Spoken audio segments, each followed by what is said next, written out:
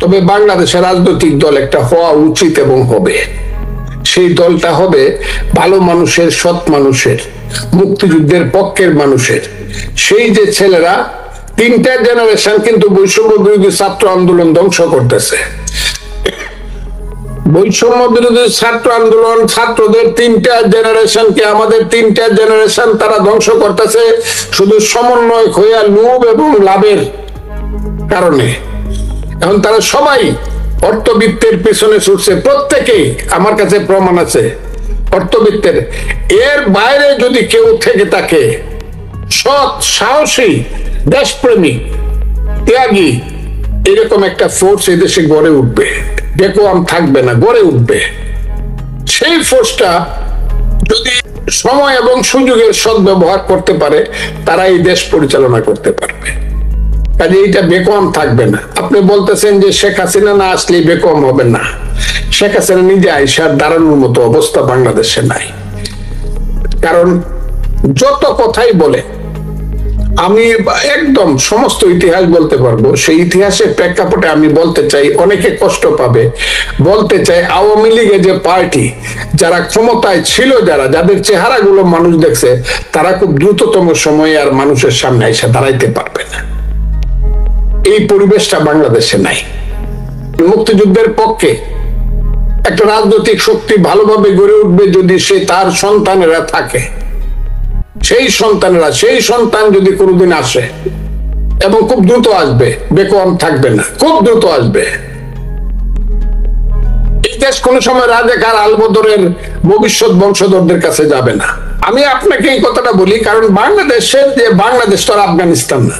এখানে মানুষ গেউ খায় না, রুটি খায় না। এখানে মানুষ, এটা আফগানিস্তান হবে না, তালেবানের দেশ হবে না, এইটা মধ্যপ্রাচ্য হবে না। মধ্যপ্রাচ্যের দেশগুলোর মতো এককেন্দ্রিক যে দেশ, এগুলো হবে না এখানে।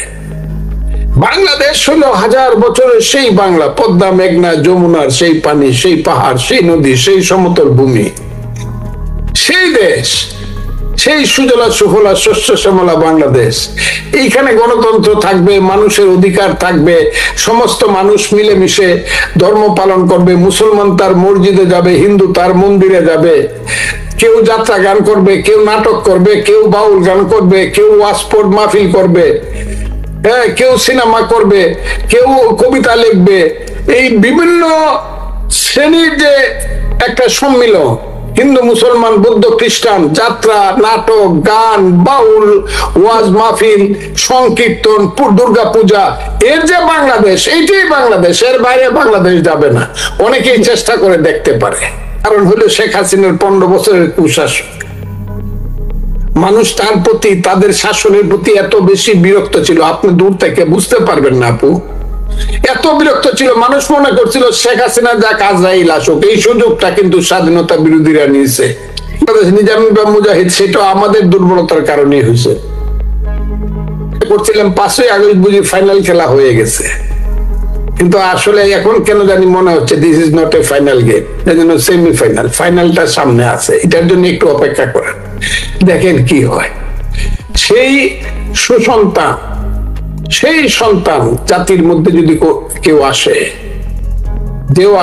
আসে যে ডাক দিয়ে বলবে, আসো গণতন্ত্রের পথে, আসো মুক্তিযুদ্ধের পথে, আসো ধর্মনিরপেক্ষতা ও সাম্প্রদায়িকতার পথে, আসো সে হিন্দু নয় ওরা মুসলিম, জিজ্ঞাসে কোন জন, কান্ডারে বলো ডুবিছে মানব সন্তান আবার মার। সেই সন্তান, সেই শক্তি যদি কোনোদিন আসবে ইনশাল্লাহ, সেটা আসতে হবে।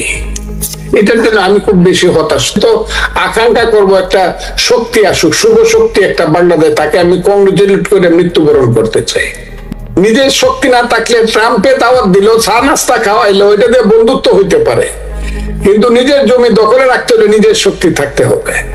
বিএনপির সেই শক্তি ইনশাল্লাহ আছে। যদি আমাদের নেত্রী, দেশ নেত্রী বেগম খালেদা জিয়া সুস্থ হয়ে আসে, আল্লাহ যদি রহমত করে, তাহলে 50% বাংলাদেশের সমস্যা, আমি সবসময় বলি, এতেই শেষ হয়ে যাবে। উনি যদি হাইটাখালি উঠতে পারে নয়া পল্টনের দোতলা অফিসে, বাংলাদেশের 50% সমস্যার সমাধান হয়ে যাবে। এবং আমার ধারণা উনি সুস্থ হয়ে আসতে পারবেন, যত চক্রান্তই হোক। আমাদের এই দেশ সঠিক পথে যাবে। আমি মনে করি বিএনপির নাস্তা খাওয়ানো গুলো তো সবাই খাওয়াবে। দেখেন না কুয়েতের আমিরে পাঠায় দিছে, অ্যাম্বুলেন্স পাঠায়, আরো পাঠাবে, আমেরিকার প্রেসিডেন্টও পাঠাবে। কিন্তু ওই শক্তির উপরে আমাদের শক্তি নির্ভর করে না। আমাদের শক্তি আছে বাংলাদেশের মাটিতে এবং জনগণের মধ্যে নিহিত।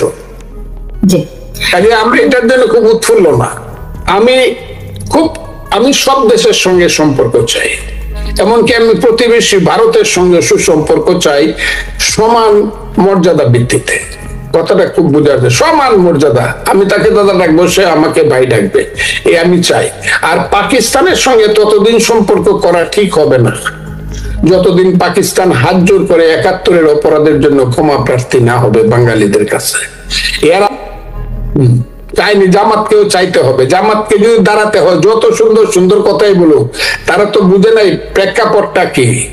খালি মনে করতেছে যে কিছু ওই সুন্দর সুন্দর কথা আল্লাহ রাসূল ধর্ম ব্যবসার নামে কইলে পরে বুঝি মানুষ কিনতে আইব দোকানে। না, মানুষ কিন্তু বুঝে, ধর্ম ব্যবসায়ী কি সেটা আমি বুঝে। যে মৌলভী সাহেবের মিটিং এ ১ লাখ লোক হয়, সেই মৌলভী সাহেব যদি ইলেকশনের দ্বারা উনি ৬,০০০ ভোট পায়। যে আট্রসির বাড়িতে ১০ লাখ লোক যায়, সে আট্রসির ছেলে ইলেকশনে দাঁড়াইলে বাংলাতে ৭,০০০ ভোট পায়। এইগুলো আমাদেরকে বুঝায় লাভ নাই।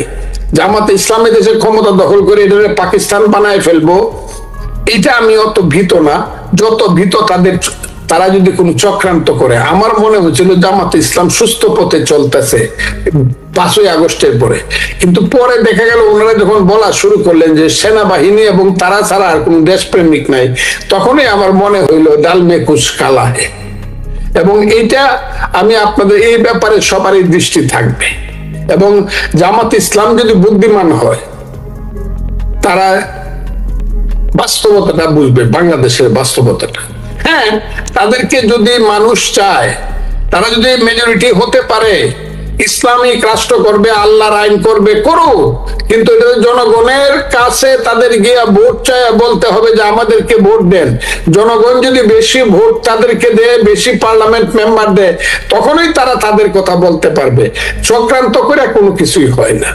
আমার ধারণা জামাতের সেই ম্যাচুরিটি আসবে এবং তারা জনগণের মুখাপেক্ষী হয়ে তাদের আদর্শের জন্য জনগণের কাছে প্রার্থী হবে। এটাই হলো আমার কথা। শেষ কথাটা হইলো, এই দেশের সব মানুষকে ইউনূস সাহেব ডাকুক, সমস্ত রাজনৈতিক দলকে ডাইকে একটা নির্বাচনের ডেট করুক, জনগণের প্রতিনিধির হাতে ক্ষমতা হস্তান্তর করুক, না হলে দেশ খারাপের দিকে যাবে। আমি ওই খারাপটা দেখতে চাই না। ওই যে ছেলেরা যারা দল করতে চায় তারাও দল করে আসুক, আইসে ইলেকশন করে দেখুক কত % ভোট তারা পায়। আমি চাই একটা ফেয়ার ইলেকশন খুব দ্রুত হোক, এ হলো কথাটা। এবং ইউনূস সাহেব সবাইকে ডাইকে তাদের ইচ্ছাটা করুক, কোনো কূটকৌশল না করে। আমি আপনাকে সেলিউট জানাই, সালাম জানাই।